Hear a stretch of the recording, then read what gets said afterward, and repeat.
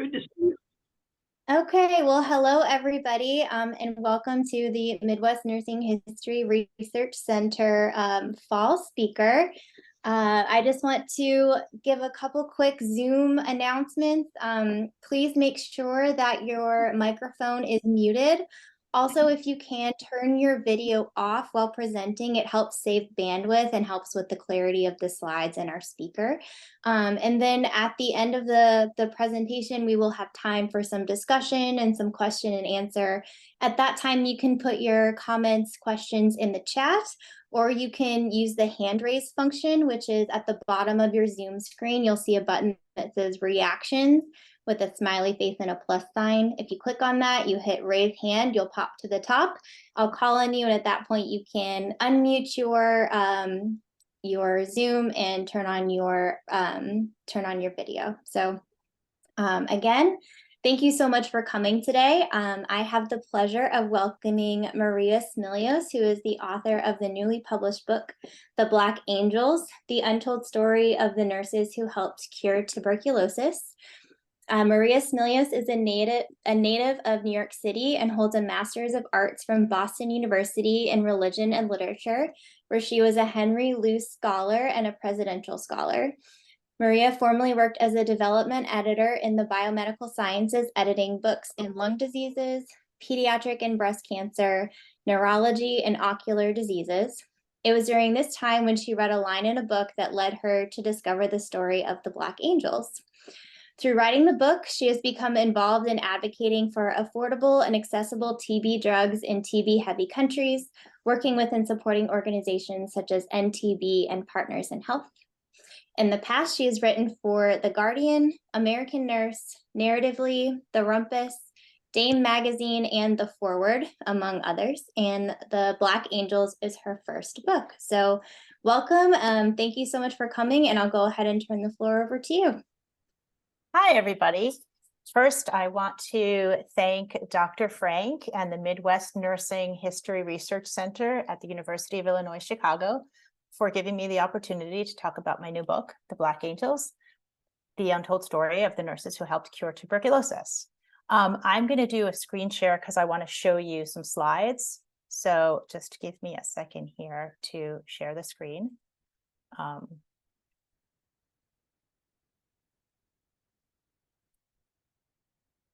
Okay. Can everybody see the screen? Is it up? Yeah? Yes. Okay. Yes. Okay, so I'm going to tell you, it's been a long time, 8 years to be exact, from the time that I found the story to the time the book was published, which will be exactly 4 weeks tomorrow.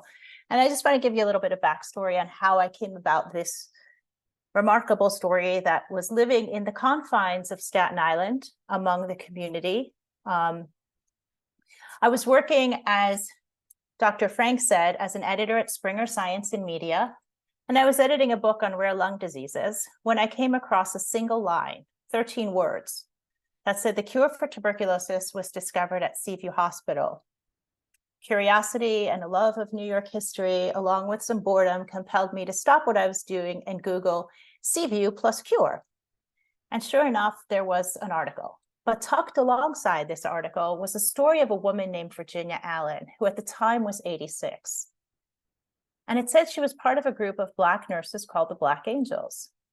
Well, you can guess what my next search was: Virginia Allen. That yielded nothing. And then I began searching all sorts of combinations: Black Angels and tuberculosis, Virginia Allen, tuberculosis, Virginia Allen, Staten Island, and tuberculosis, and still nothing came up. And then I became more and more determined to find her. It took 3 days, and eventually I was able to get in touch with her through the Staten Island Museum. So for the next 6 weeks, every Wednesday, Virginia and I met at a little cafe in Harlem Hospital. We sat in a booth in the back on red cracked leather seats and had an angry waitress serve us lunch. During those meetings that lasted about an hour, Virginia and I talked about lots of things. And interestingly, she only was telling me snippets of this story. But then one day she called me and said to meet her in Staten Island at her home, which was the restored nurses' residence, a place she had lived when she first came to Seaview in 1947. And it was there where this story really began to unfold. The nurse's residence is in the middle of the Seaview complex among 4 of the pavilions, which now stand in ruins.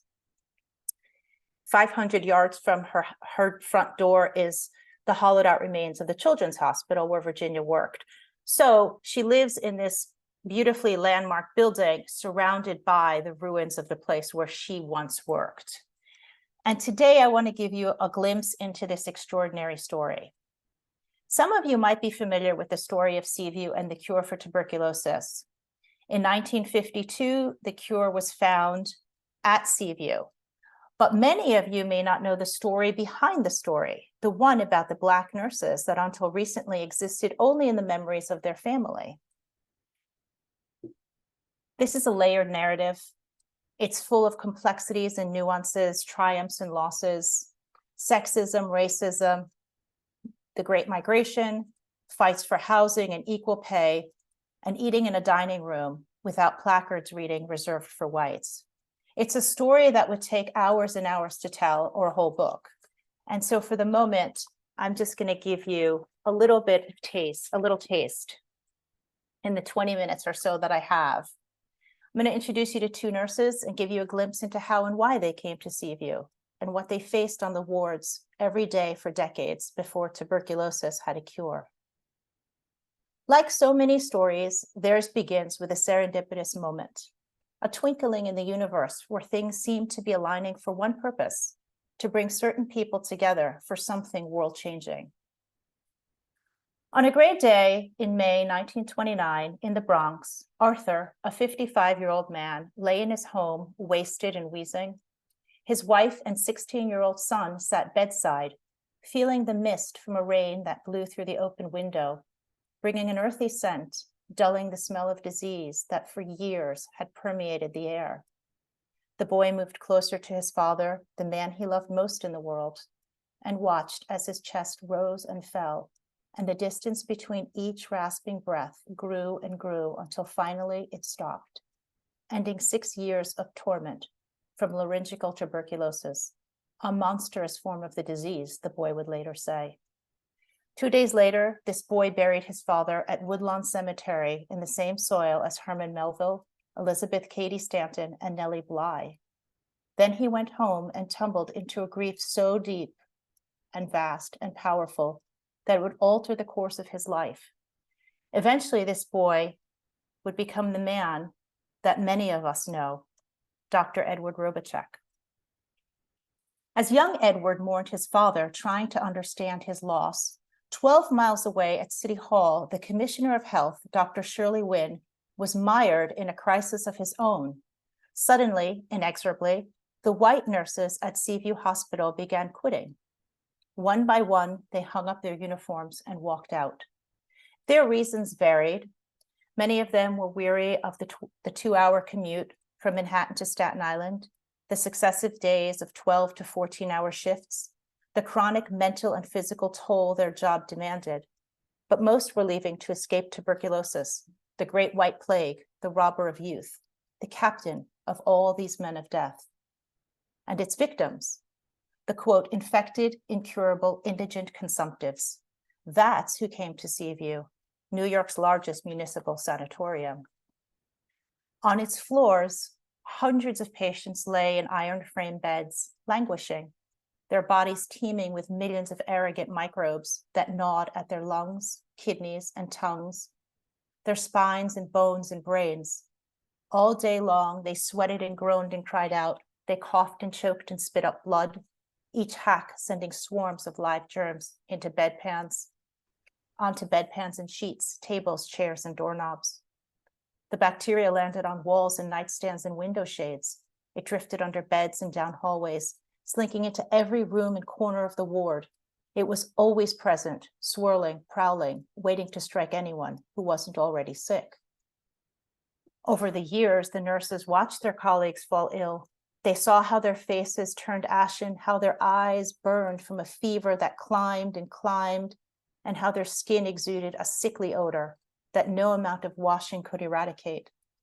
Some recovered, at least temporarily.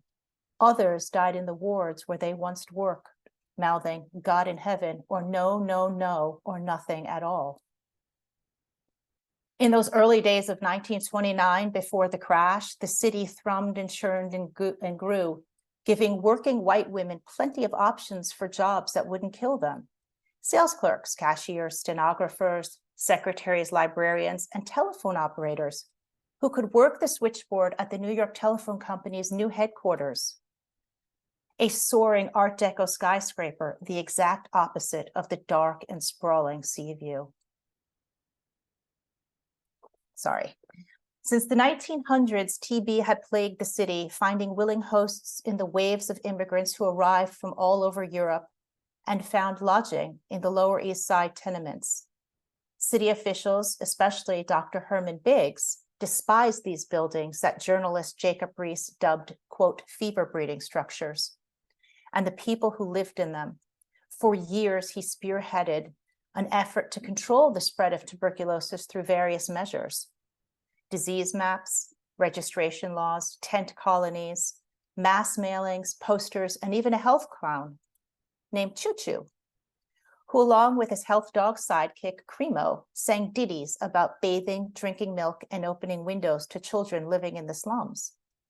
When those failed, Biggs grew desperate and implored the city to build a hospital as a necessary precaution for those who have tuberculosis, but are exposed, for those who don't have tuberculosis, but are exposed to it by the carelessness of others. The city obliged. The city obliged in a 1913 open Sea View. Within 2 days, it reached its original capacity of housing 800 sick people. And so this is an aerial view of Sea View in 1930. The buildings in the forefront are open air cottages, and the buildings in the back are the main pavilions, the ones that are on a north-south axis on a kind of half moon. By 1920, Sea View had helped the annual death rate in New York drop by almost half, from 10,000 to a little more than 5,000, but there it stalled. Now, at the end of the 1920s, the nurses were leaving the dream hospital, and Sea View's triumph had become Commissioner Wynn's nightmare.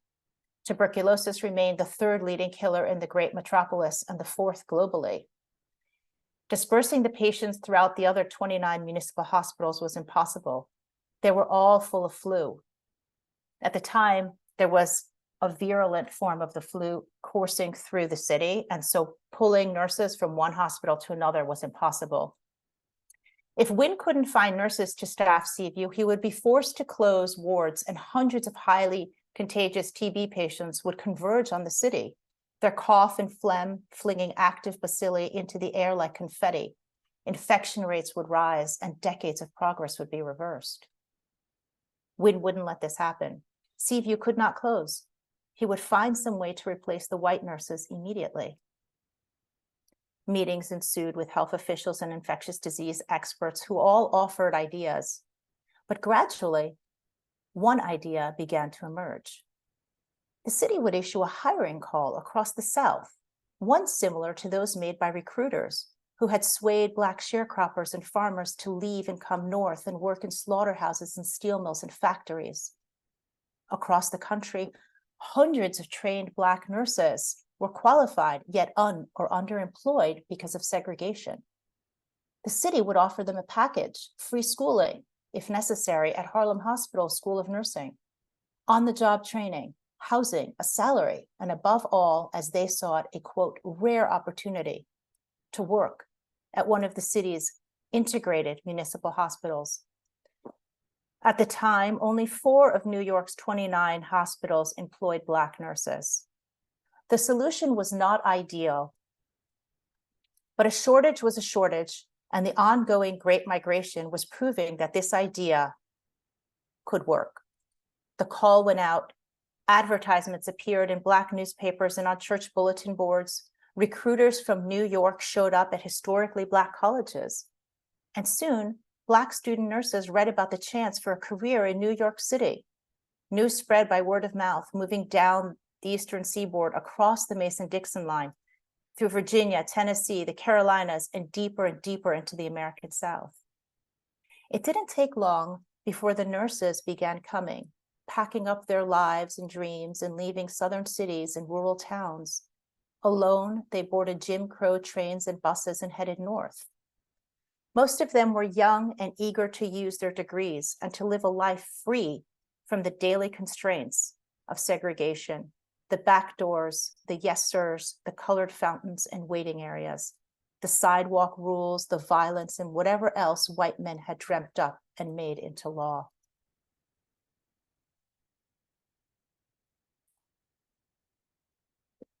During the 1930s and 40s, hundreds of women answered the call, far too many to fit into one single book, but I'd like to introduce you to two of them. The call arrived in Savannah, Georgia, one sweltering August day in 1929, 3 months into young Robichek's mourning. It came to 28-year-old Edna Sutton. Like a reverie, a glorious invitation that reawakened her waning dream of becoming a surgeon or a nurse. Born in 1900 on the floor of a tar paper shack in one of Savannah's shanty towns, such dreams her family said were considered, quote, fanciful, lofty, outrageous, end quote. Black women in Savannah rarely left menial jobs in the city, let alone become surgeons or nurses in New York City. But Edna's father, an enslaved man, had inspired his daughter. In 1899, he walked off his plantation in Confederate Wilkes County, Georgia, arrived in Savannah and reinvented himself, becoming a preacher. Dream big, he had taught her. And so after high school, Edna enrolled in one of Savannah's two black training schools for nurses, the Georgia Infirmary, a small charity hospital.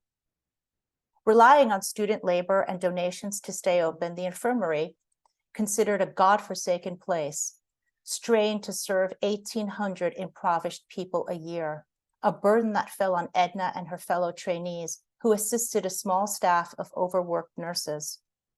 In addition to taking vitals, learning wound care, assisting in procedures, the nurses also mopped and cleaned the bathrooms, changed bed linens, and laundered clothes. Despite the long hours, the difficulty of the work, and the lack of supplies, many times there weren't enough shrouds to bury the dead, Edna loved her job. In the words of her family, she had, quote, found her calling. But after 2 years of training, the school let her go, and Edna joined the hundreds of Black nurses who were unemployed because the same system that drew lines around water fountains and bus stations and waiting rooms also drew them around hospitals. And so Edna took a job as a clerk, spending years sorting and stapling papers and taking care of her younger sister, 20 years her junior, Americus. Americus is the person sitting next to Edna in this photograph. Until that August day when she learned about Seaview and applied, because what Edna wanted most in her life was a professional career, one that would allow her to pursue her dream of medicine and make her enough money to buy a house in a place where she didn't have to look at those signs telling her where she could sit, where she could walk, where she could eat, where she could go to school, a place where her younger sister would have opportunities that she could only ever imagine. Seaview Hospital was that place. After a harrowing training period at Harlem Hospital, Edna began working as a post-operative nurse in Seaview Surgical Ward. For years, she listened to patients who asked about the operations with terrifying names: thoracoplasty, lobectomy, and frenetic nerve crush. And then she tried to quell their anxiety about dying. So I should just note that before 1930, actually before the mid-30s, the operating room at Seaview didn't have overhead lights. And so surgery was done, as you could see, by this giant skylight by the whim of the light outside. Time and again, she saw how tuberculosis annihilated the body in fantastic ways. Indifferent to gender or age, it dug deep, devouring the spines of children and mashing up the brains of grown women. In one man, an immigrant stonemason, it had pulverized his lungs, nearly liquefying them.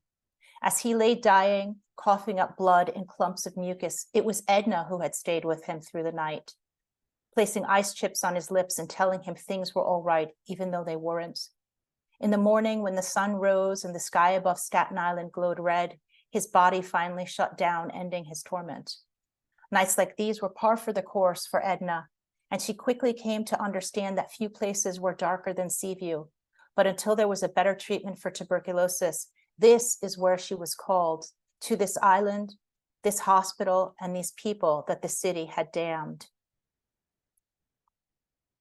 There were many others like Edna who committed themselves to caring for the sick and destitute of New York. These are some images of Seaview Hospital and the patients inside. Clemmy Phillips, who came to escape an abusive husband, leaving an infant daughter behind with a, quote, militant and cruel sister. Janie Shirley, who came after fleeing a husband who drank too much. And Missouria Louvenia Meadows Walker, who arrived via Howard University, determined to put down new roots and advocate for the integration of Black nurses into the ANA. And then there was also Virginia Allen, who at 92 might be the last living Black angel.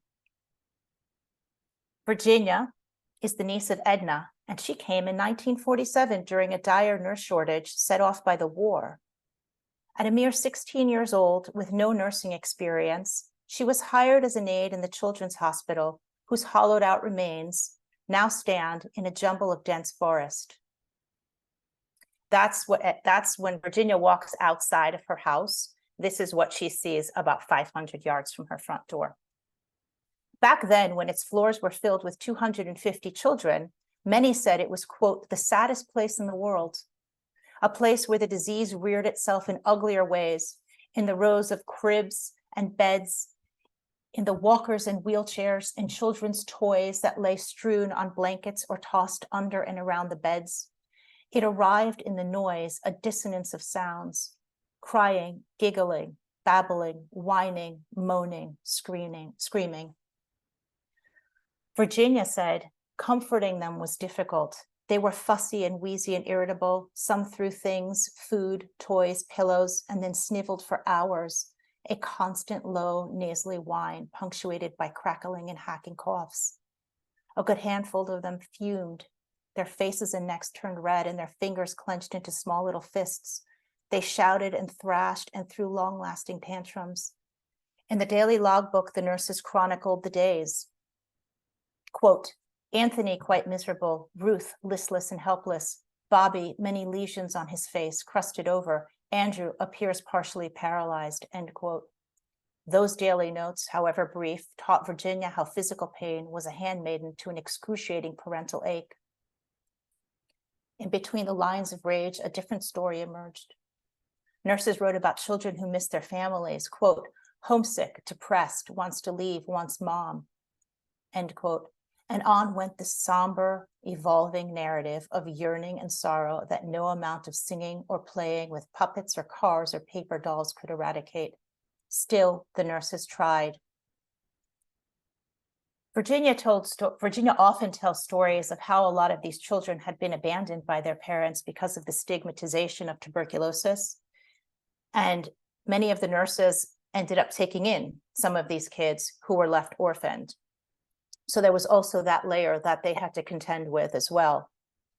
When women like Edna and Virginia came to Seaview, no one told them here people were sicker than anyone should be allowed to become sick, that here people remained for years. I looked at hundreds of medical cards that told the story. Length of stay, 465 days, 627 days, 800 days. One had 1,019 days. 3 straight years at Seaview. For these people, the patients' time fell away. They grew desperate, despondent, and their voices became laced with a dark and faded bitterness, a resignation reserved only for the gravely ill, and only for places like this, where life was lived in the shadow of death. Many passed the hours in macabre ways, tracking sputum counts and fevers, and using the stats to bet on who would die first. It was a strange spectacle, and for the nurses, it reinforced their role not only as medical providers, but as mediators who constantly straddled the world of the living and the world of the dying. And all the while, they dealt with the institution personified by their supervisor, Miss Lorna Doone Mitchell, a Teutonic white woman, the daughter of a Confederate medic, who wielded her power in perverse ways, lurking in hallways, hoping to catch them doing something wrong, refusing requests for transfers, and preventing them from wearing masks on a regular basis. Masks, Miss Mitchell believed, made them complacent. She said, and according to her, the nurses said she had a gaze that, quote, could freeze the devil himself. Miss Mitchell is the woman in the middle. Then there was the racist version of some city officials that they were simply expendable. It was in a response to a challenge from a fierce advocate for nurses' rights in 1933, the president of hospitals revealed his true colors. Quote, the reason we send Black nurses to Seaview, he said, is because in 20 years, we won't have a colored problem in America because they'll all be dead from tuberculosis. But they didn't die. Instead, in the face of such impediments, they persisted, giving us the ending we all know. The one beginning on February 20th, when the New York Post prematurely broke the news about a cure carrying the banner headline, TB Wonder Drug. And in a single galvanizing moment, it changed the course of history. It was triumphant. And as Dr. Robichek later said, quote, none of it would have happened or been possible without the nurses. But then no one cared about the nurses or their story. If you look closely at the most iconic picture taken from that day, the one snapped by Nat Fine, famous for capturing Babe Ruth bowing out of baseball, the once incurables are front and center jitterbugging. In the back stand the nurses, their faces staid and somber. They tell a different story, a more complex one of women who saw terrible things in these buildings. This is Seaview today. One who saw terrible things, who in these buildings did the impossible, prevail over humanity's greatest scourge, tuberculosis, who followed orders from physicians who themselves were at a loss, working through trial and error and prescribing unreliable medications that often made people sicker, who stood in surgical rooms watching operations turn to butchery, ribs being sawed off in bushels 6 to 8 at a time, chest cavities being punctured and opened and stuffed with ping pong balls, wax packs, and fat to collapse the lungs. They did it because it was their job, because they had committed themselves to saving lives at the risk of their own, but also because they were Black women, subjects of Jim Crow's labor laws that offered them few options. And so now, when we look at the ending depicted on the image, these are some images of Seaview again today. So now when we look at the ending depicted on the image, we know that those who stood in the back were actually the ones on the front lines. And that is the story I tell in this book, The Legacy of the Black Angels.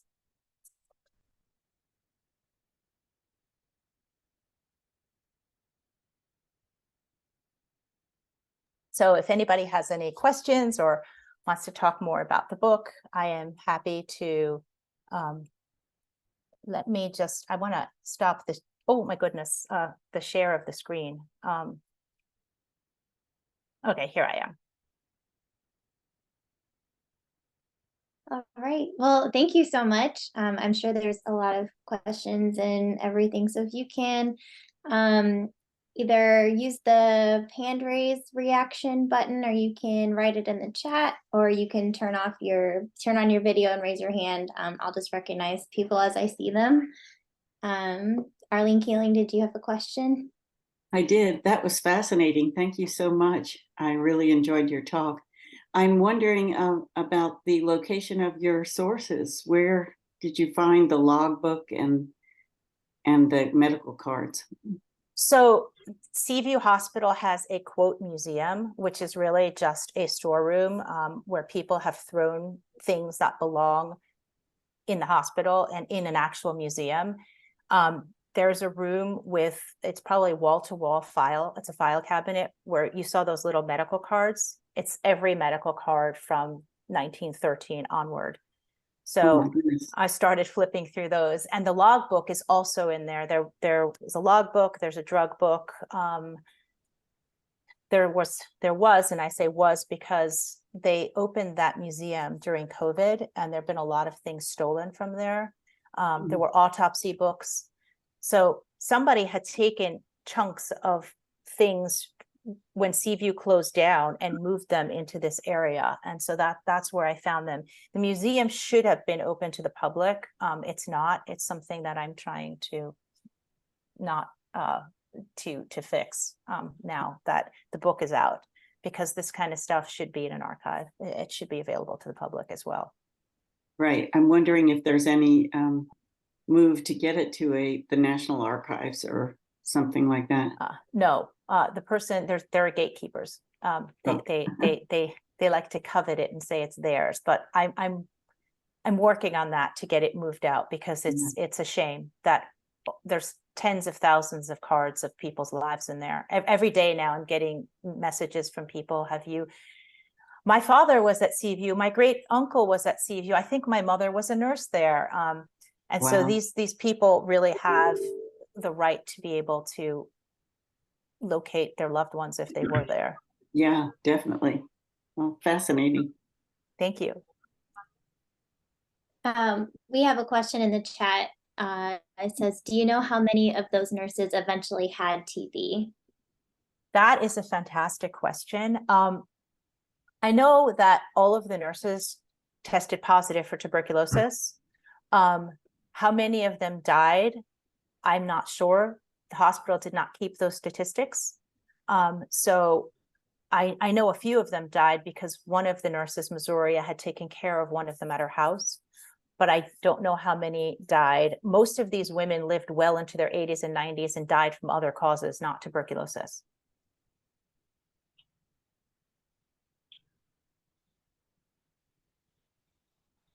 Someone wants to know when the movie is coming out. Oh goodness, I wish I could tell you tomorrow. The writer's strike just finished, so we are, my agent has just sent it out, actually last week when it was over, because nothing could happen for, what was it, like 5-6 months, but now the actors are still on strike, so at least we're working on trying to get it into a production company's hands. I hope it comes out soon.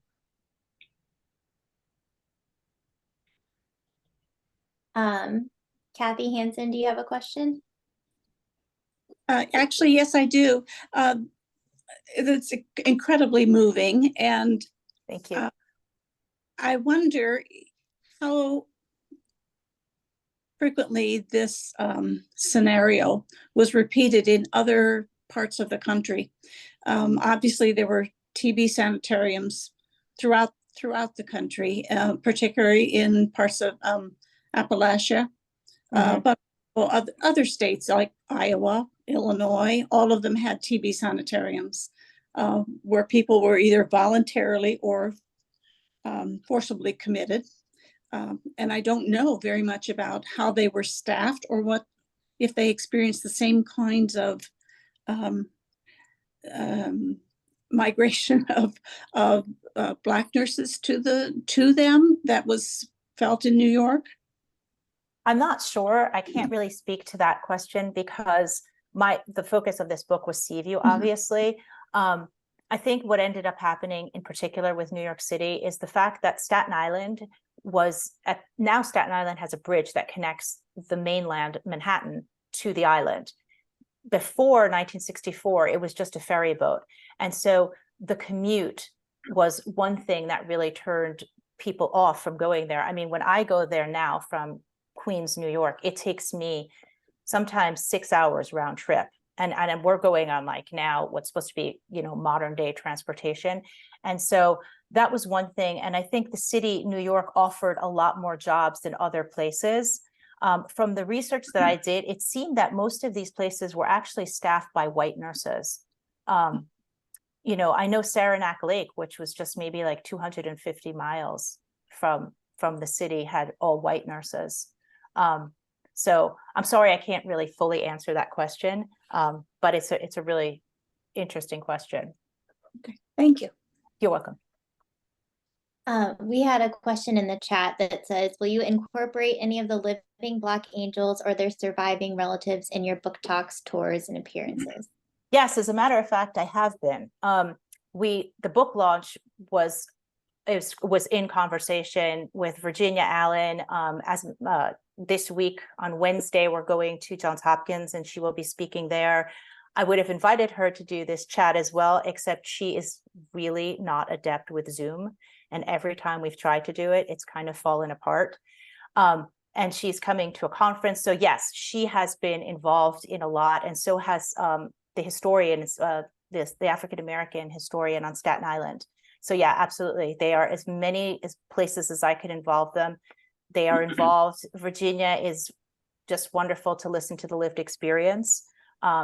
So if the Hopkins thing is live streamed, I could let Dr. Frank know, and she can let you know if you want to have an opportunity to hear Virginia talk.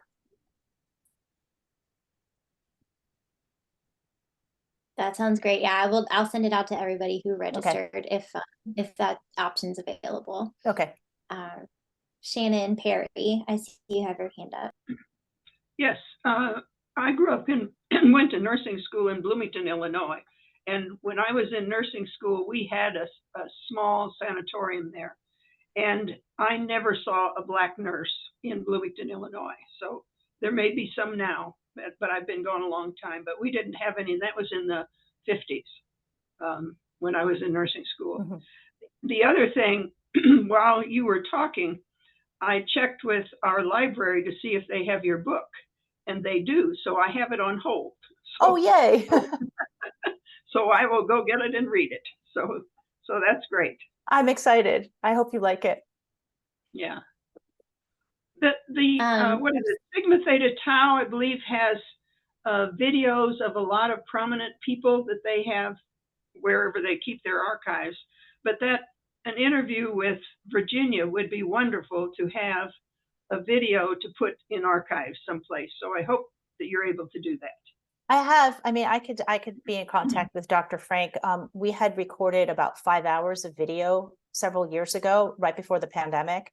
I have a few of them up on my website. It's under the Black Angels Chronicles. And so I have her talking.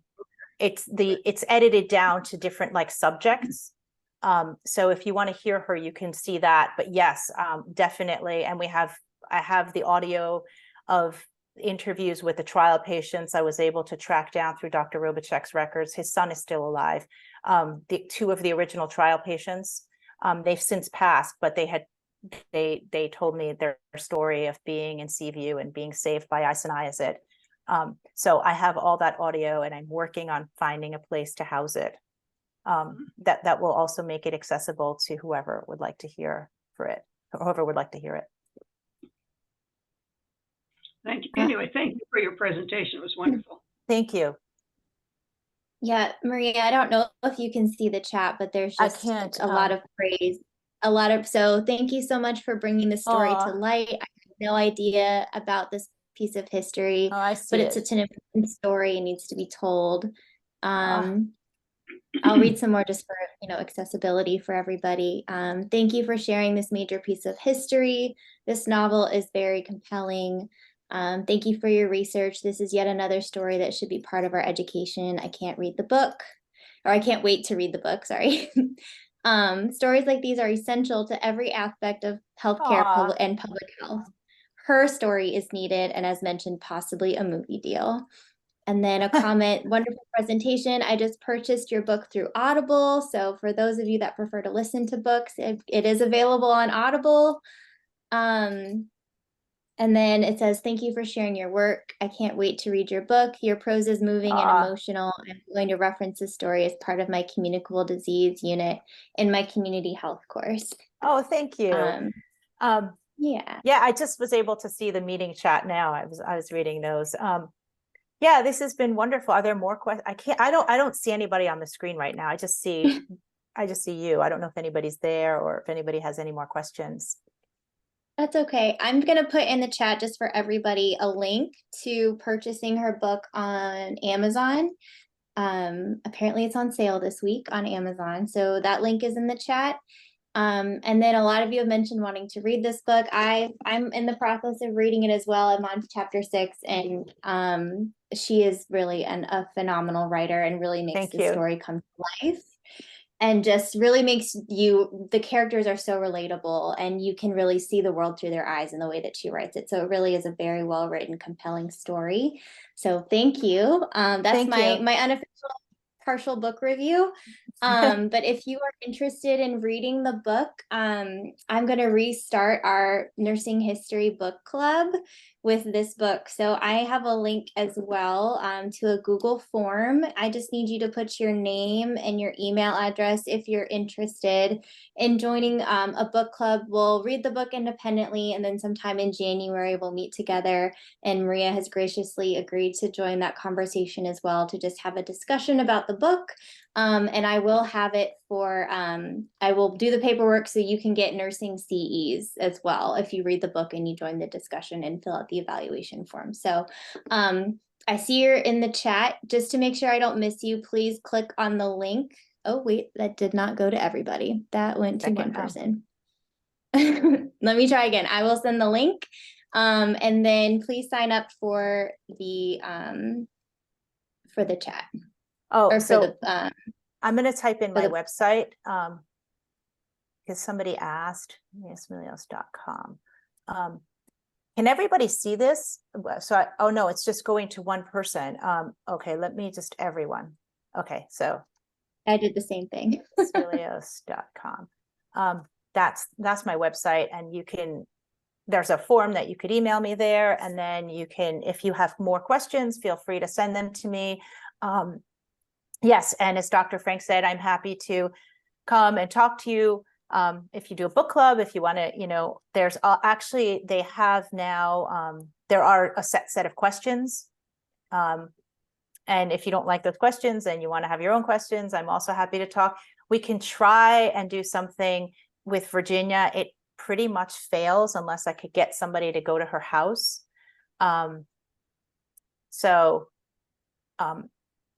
Yeah, we can try and do it for the book club in some capacity. Maybe if I'm in New York at the same time as her, we could do it together. Somebody is saying that. Yeah, Gwendolyn, Gwyneth, the form's not available. It says we have to have your permission to get into it. I just fixed it. So refresh, try again, and let me know if it works if you don't have a UIC email address. I did not unclick a setting, so I apologize for that.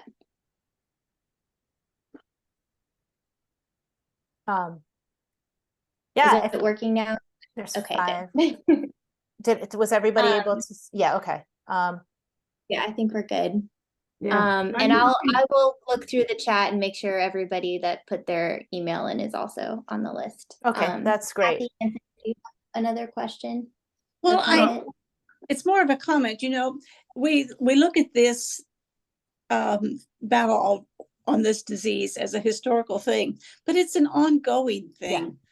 We still have issues. For example, in Iowa, we just allowed the sale of raw milk, much against the wishes of all of the veterinarians and physicians in our state, because of the idea of tuberculosis. So it's fascinating to look at how we have treated disease, and particularly communicable disease, over time, and how it circles around.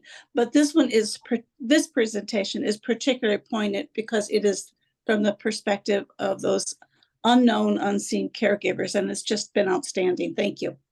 Thank you. I just wanted to add to that. I read last week that tuberculosis in New York City, there's 500 new cases. It's up 20%. The Bureau of Tuberculosis is short-staffed. They stopped funding it.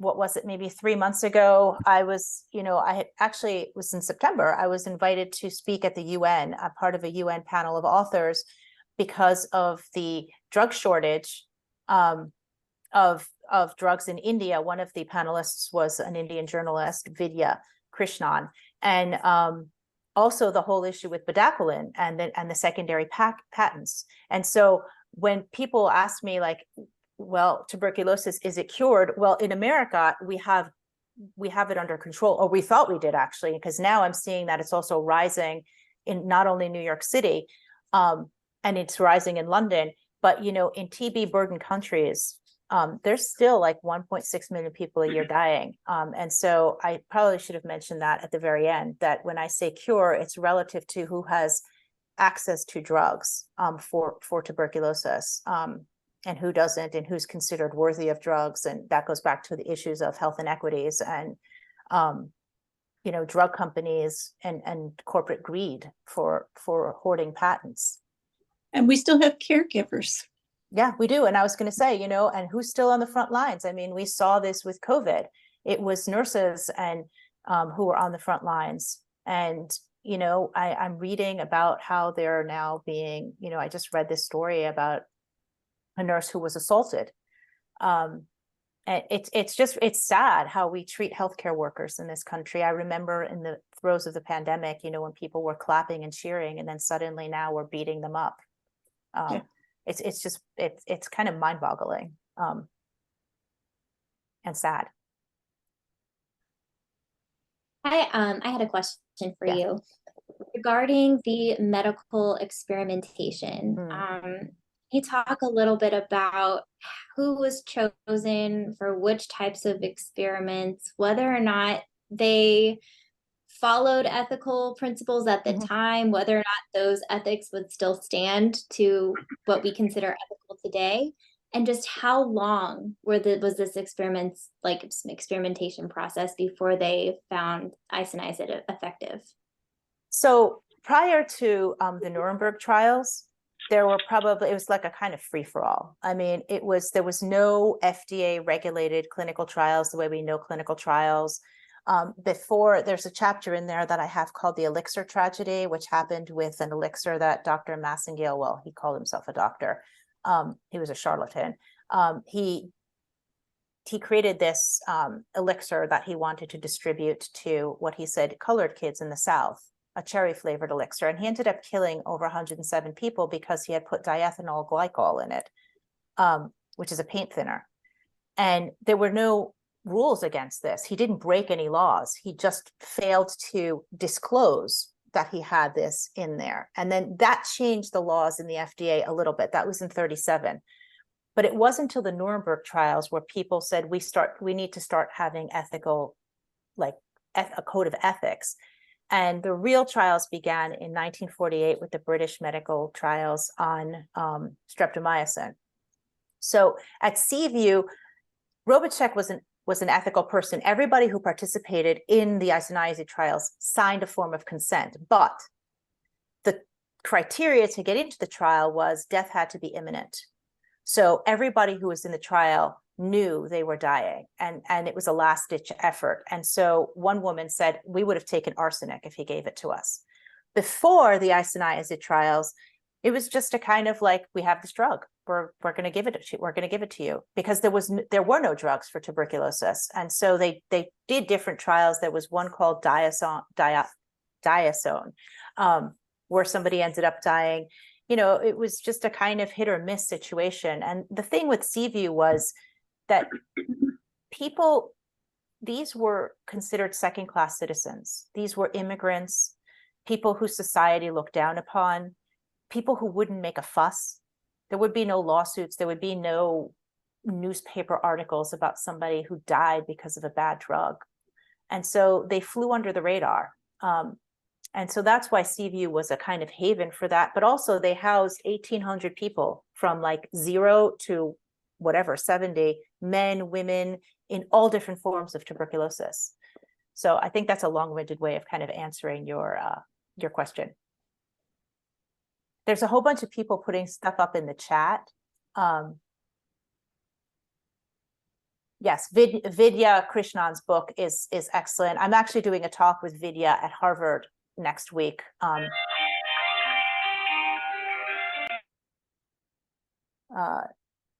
Okay. Yeah, so I was just making sure there weren't any questions. Does anybody else have any questions or comments or?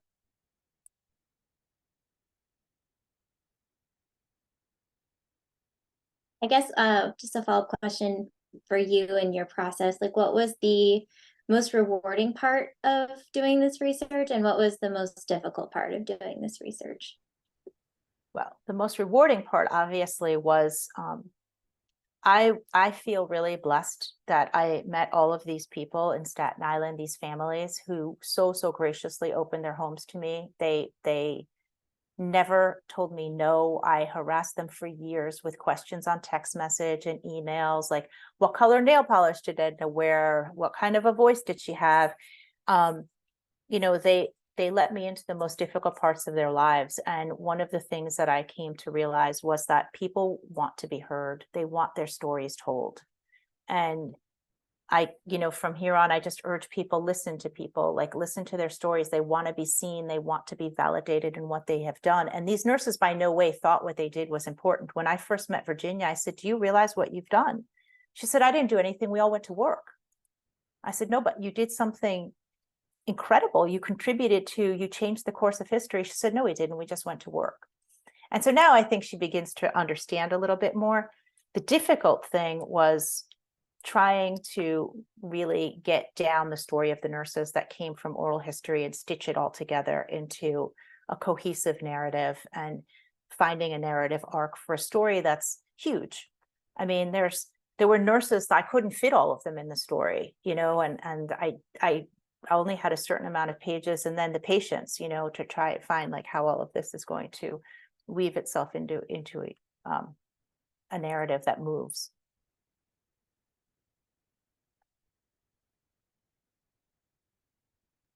I think your comment about how nurses said, well, we just went to work, we didn't do anything special. I think the other nurse historians on this call would say, I think that's a common response from nurses everywhere. And probably if you were to ask COVID nurses the same thing in 20 years, they'll probably say like, well, we just went to work. I didn't do anything special. I say, you know, I do this work every day. This is my life. It's not anything special. And I really commend you in creating this narrative that showcases some of the work that these nurses did to a broader audience and kind of brings the darkness to light, as you illustrated so well in in your excerpt. So thank you. I just want to say one thing. The story seems to be a really dark story, but there is something really triumphant in what the whole story is about. And I just wanted to kind of highlight that, you know, this is a story of hope. It's a story of what nurses do every day, what nurses did with COVID. You know, there will always be people who will want to take care of other people. And, you know, Virginia always says to me, if we don't take care of each other, then what do we have? And I think that these nurses, in not only changing the course of history, are inspiring, you know, to, at least I know afterwards, you know, I want to be a better person. You know, I want to strive to just go and do something for the sake of doing it and not looking at reap the repercussions of it. And I think that, you know, taking that away from this story of what they actually did was go to work because they wanted to save lives, you know, in the darkest of times. You know, fighting all of those, you know, the systemic racism. I mean, Miss Mitchell was a little snippet, but Miss Mitchell made their lives very, very, very miserable for a very, very long time. She was there for 20 long years. And so you know, it's just, I hope people enjoy the story and they see that, you know, in the end, it is a story of people who want to take care of people. And that's what all these nurses do. And I'm really grateful for that. Like, I really am. So thank you so much for taking the time to listen to this story. Yeah, we're very happy to have you. We have one more comment in the chat that I want to read. Okay. As the recognition of valuing the Black nurses' contribution today in a world where we are still experiencing racism and health disparities keeps us all motivated to change the story. And I love that. I think that's a great note to end on. So unless anybody has any more comments or questions, I'm going to go ahead and end our presentation today and say once more, Maria, thank you so much for all of the work you've done. No, that's okay. All the work you've done and you put into this story. We're so excited to learn more and continue to read your book. And thank you for sharing with us today. Thank you so, so much. Have a great day. All right. Bye, everybody. Okay. Bye-bye. Bye.